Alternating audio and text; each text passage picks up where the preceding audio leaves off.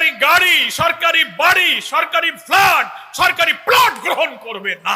আমি বাংলাদেশের সব রাজনৈতিক দলের নেতাদের চ্যালেঞ্জ দিলাম, একটি দুর্নীতিমুক্ত সমাজ রাষ্ট্র গঠনের এরকম একটা জীবনব্যাপী দৃঢ় অঙ্গীকার যদি সাহস থাকে কোন দলের নেতা আপনারা অঙ্গীকার করেন যে ক্ষমতায় গেলে বাড়ি, গাড়ি, প্লট সরকারি সুবিধা নেবেন না। আমাদের উপরে রাষ্ট্রের দায়িত্ব আসলে ইউনিভার্সিটি, স্কুল, কলেজের ছেলেরা পাশ করে বেরোবে, মাদ্রাসার ছেলেরা সার্টিফিকেট নিয়ে বেরোবে এক হাতে, আর এক হাতে আমরা তাদেরকে চাকরি দেব, চাকরির ব্যবস্থা করব। চাকরি দিতে যদি না পারি তো বেকারদেরকে আমরা বেকার ভাতা দেব ইনশাআল্লাহ। উৎপাদনমুখী কারিগরি শিক্ষা আমরা চালু করব। আমরা ফ্রিল্যান্সিং এর মাধ্যমে দেশে বসে শিক্ষিত, কম্পিউটার শিক্ষায় শিক্ষিত, স্বল্প শিক্ষিত বেকার যুবকদেরকে নানান বিদেশি প্রতিষ্ঠান এবং সংস্থার সাথে আয় করে ফ্রিল্যান্সিং এর ব্যবস্থার জন্য আমরা এখানে উদ্যোগ গ্রহণ করব।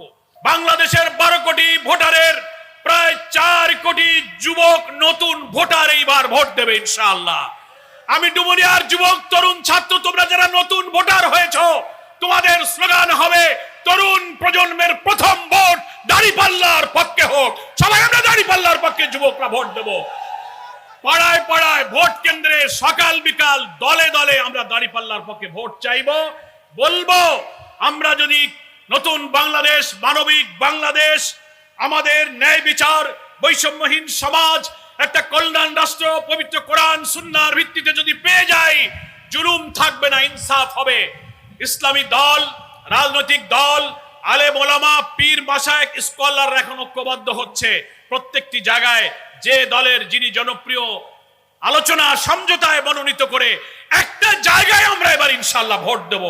ফলে একদিকে চাঁদাবাজ, অপরাধী, খুনি, মাস্তানরা থাকবে, আর একদিকে থাকবে নতুন বাংলাদেশের ভোটাররা থাকবে। সেই নতুন বাংলাদেশের জন্য দাঁড়িপাল্লায় আমাদেরকে ভোট দিতে হবে। ছাত্র আর যুবক সকলে মিলেই তো যুবক, ছাত্ররাও কিন্তু তরুণ, নাকি বলেন? আর যুবকরা তো যুবক আছেনই, যারা ছাত্র জীবন শেষ করেছেন, চাকরি বাকরি করছেন, জীবন জীবিকা করছেন, অথবা বেকার আছেন। শক্তিতে, চিন্তায়, তারুণ্যে, মেধায়, কর্ম উদ্দীপনায় যারা এখনো জীবন্ত আছেন তাদেরকেই বলা হয় যুবক। ইংরেজিতে একটা কথা বলা হয়, youth is the best time of life. যৌবনই হচ্ছে জীবনের শ্রেষ্ঠ সময়, নাকি বলেন?